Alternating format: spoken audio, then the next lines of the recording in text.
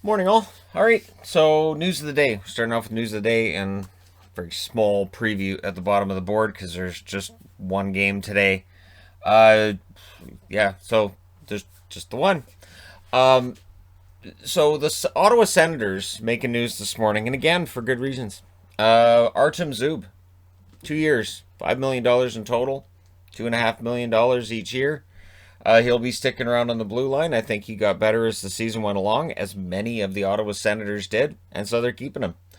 They're not going to qualify Hogberg. Hogberg's going to go as a UFA. So again, restricted free agents, young players. If a team doesn't give them a qualifying offer, they become an unrestricted free agent instead, and there's no compensation that comes back. Whereas for restricted free agents, depending on the amount of money given, there's money that comes, or there's assets you get back when somebody takes them. And they may have a captain next season. They don't seem to be in any rush for a captain.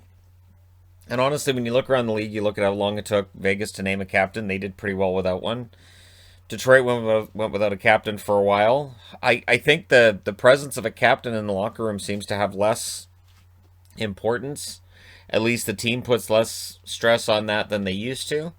And so, yeah, Ottawa's not even committing to we will have a captain. They're just like, well, we'll talk about it, and if we all agree on it, I guess. But there may not be any pressure to do so. I think they're just waiting until they can give it to Brady Tkachuk. I think it's pretty obvious it's going to either Tkachuk or Shabbat. So, we'll see. So the reason I'm wearing a Rangers jersey has nothing to do with tire fires and just awfulness. In fact, today it's because they've requested permission to talk to Gerard Gallant, and it's been granted. So he is under contract with the Vegas Golden Knights until July 1st. At that point, he's a UFA as well. And yeah, Gallant may very well end up being the coach of the Rangers. It would make some sense.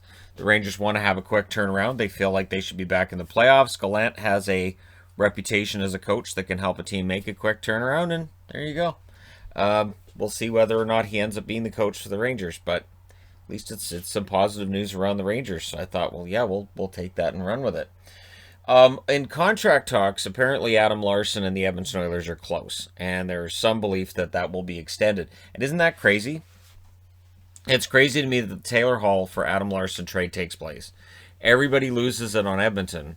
Taylor Hall's gone from New Jersey to Arizona to Buffalo. Now he's in Boston, and Adam Larson may very well be extending his contract with the Edmonton Oilers. That's how crazy that sounds, right? That's just how. But he's been good this year. Larson's been solid, and it's an underrated blue line for the Oilers. They may not have enough money to keep everybody, but they're going to do their best to hold on to Larson first, and then they'll probably circle back on Nugent Hopkins and discuss things with Tyson Barrie. With Barrie, it may be a matter of, do you want to make your maximum amount of money, or do you want to stay playing with McDavid and Draisaitl and help the team out a little bit? So yeah, we'll see what he decides. Ted Leonsis, the owner of the Washington Capitals, when discussing the contract status of Ovechkin, he's not worried. He believes in the team. He believes in Ovechkin as well. He's stating that Ovechkin believes in the team and that if he wants to play another 10 years, they'll sign him for another 10 years. So there doesn't seem to be any hesitation from the owner on spending however much money Ovechkin needs to come back. Also stating that they're going to spend to the cap and they're going to do the best to keep a good team around him and contend for as many cups as possible. So they're saying all the right things ahead of the period where they're going to negotiate or figure this out with Ovechkin. And so we'll see. I can't see Ovechkin going anywhere else. I'd be very surprised if he doesn't re-sign with the Caps. If he did re-sign with the Caps, wouldn't be entirely surprised if he decided to go to the KHL and play for a bit there. But again, no idea what Ovechkin's going to do outside of probably stay with the Washington Capitals next year. And I'm wondering how much the playoffs are going to matter. Like, if they lose in the first round, does it make him more likely to want to come back and seek that redemption arc? Or does it make him more likely to say, maybe my time here is done? We'll see. Odds are he gets re-signed, stays with the Caps. But again, we'll see.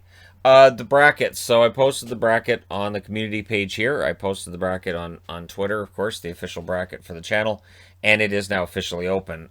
Before last night's results were done, I think the maximum amount of people that were even it was 20. So, yes, I have my picks in as well.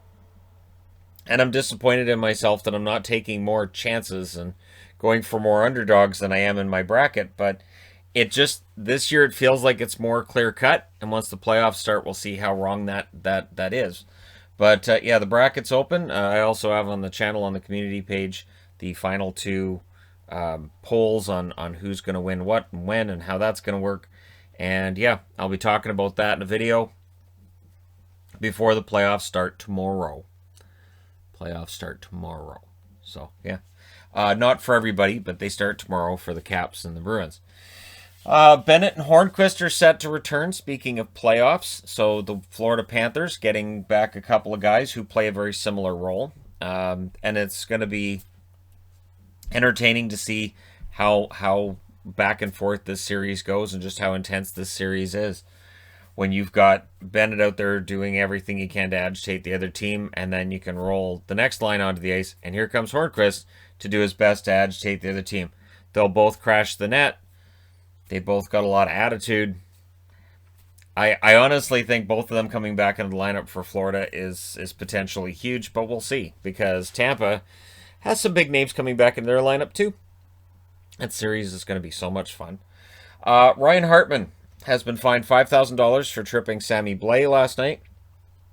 It's $5,000 in the last game of the year for him, so unless something carries over into the playoffs. But remember, Minnesota and St. Louis likely don't face each other in the playoffs unless Vegas and Colorado both go out in the first round, which, as crazy as that sounds, I'm not picking it.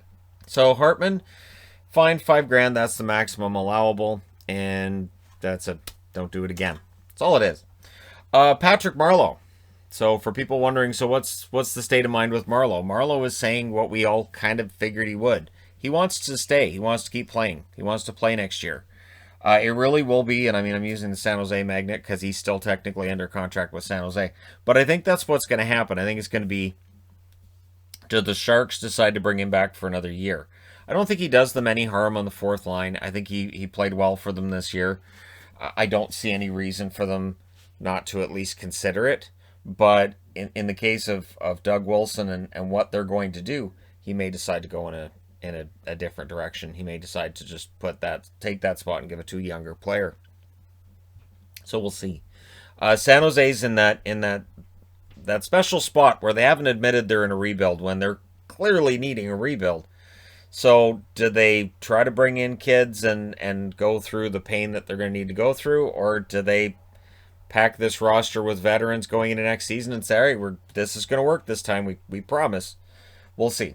So we just have the one game tonight. Starts at 8 o'clock Eastern, 5 o'clock Pacific. That's the Winnipeg Jets at home against the Toronto Maple Leafs. So nice, easy night for myself and for hockey fans in general as we get ready for the craziness of the playoffs. So a win for Toronto tonight puts them in 4th overall.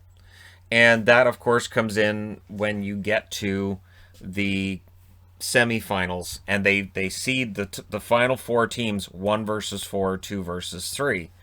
And if this is a big hit, don't be surprised if the NHL says, you know what, maybe this is how we should do it. And this is something that fans have asked for a long time. So reseeding in the playoffs. So we'll see whether or not Toronto's able to move up. And just for the record, if Winnipeg wins tonight, they move up as well. That would put them 14th. They move past, I think it's St. Louis they move past if they get the win over Toronto. So in the unlikely situation that Winnipeg and St. Louis both make the Final Four, Winnipeg would get a better seed than would St. Louis if Winnipeg wins tonight. There's not much really here to play for other than getting ramped up for the playoffs. Maybe you send a message in case you meet each other in the second round, but that's a reach, and I don't see that happening. I don't even know how many guys are going to be healthy scratches tonight. I'm guessing a lot of them. Last night, Minnesota maxed out how many they had as healthy scratches. St. Louis, I know, had guys rested too. And we're going to have a while in between the finish of the season for some teams and the start of the playoffs. I really don't think we'll hear a lot of complaining about it unless those teams come out flat to start the playoffs.